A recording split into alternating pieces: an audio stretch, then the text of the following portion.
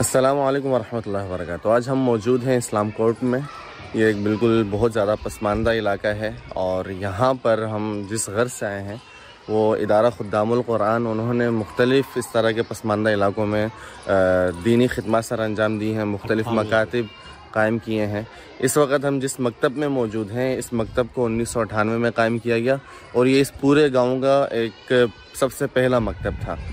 یہاں پر ماشاءاللہ کام شروع ہوا اور یہاں کے پھر بہت سے فضلاء تیار ہوئے اور جو اس وقت مختلف دینی اداروں میں دینی خدمات سر انجام دے رہے ہیں۔ ابھی ہمارے یہاں ایک طالب علم سے ملاقات ہوئی جو کہ جامعۃ الرشید میں تخصص کے طالب علم ہیں، اور اس طرح اور بھی بہت سی ماشاءاللہ خدمات سر انجام دے رہے ہیں یہاں کے طلباء، یہاں کے فضلاء۔ وعلیکم السلام، کیا حال ہے؟ خیریت سے؟ الحمدللہ۔ آپ بتائیں گے اس ادارے کے متعلق؟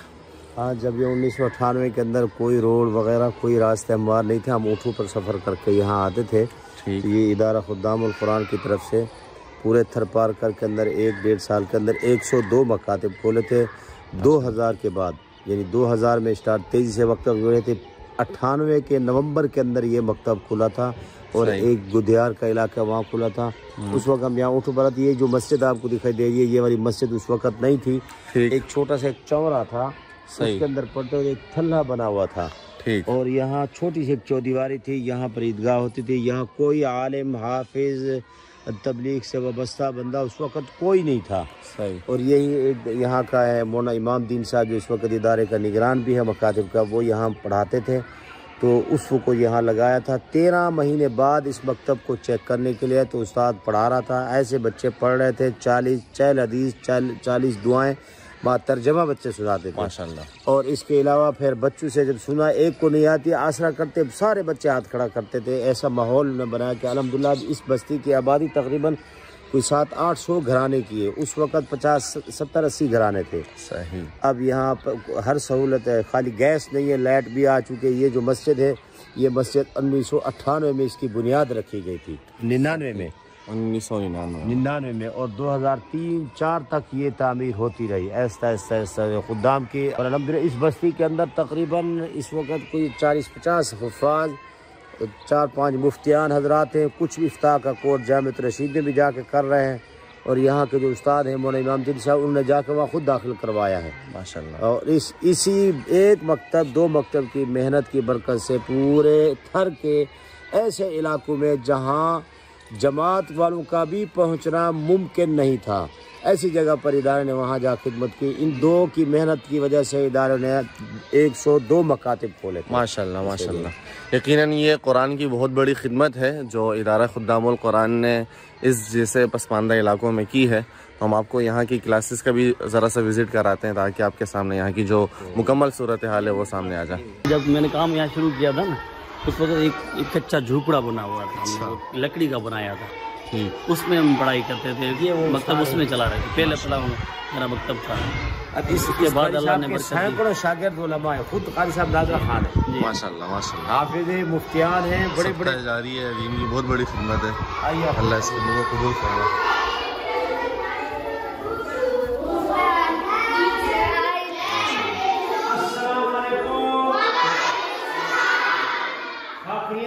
خوش بیٹھا ہو، پڑھو پیا، کیا پڑھو پیا، تیلو کہنی تے قرآن تیری کتاب ہے،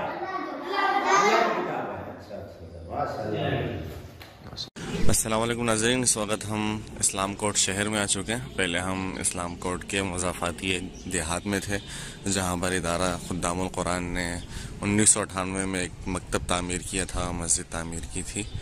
اب ہم جہاں پر موجود ہیں یہ اسلام کورٹ شہر میں ادارہ خدام القرآن کا ایک مکتب ہے، اور یہیں پر ایک عالی شان قسم کی مسجد بنی ہوئی ہے جو کہ 2001 میں جس مسجد کو تعمیر کیا گیا۔ البتہ یہ ہے کہ پھر اس کی توسیع کی گئی، اس کے ترقیاتی اس میں کام ہوئے، تو اب ماشاءاللہ یہ ایک بہت ہی اچھی صورتحال میں موجود ہے۔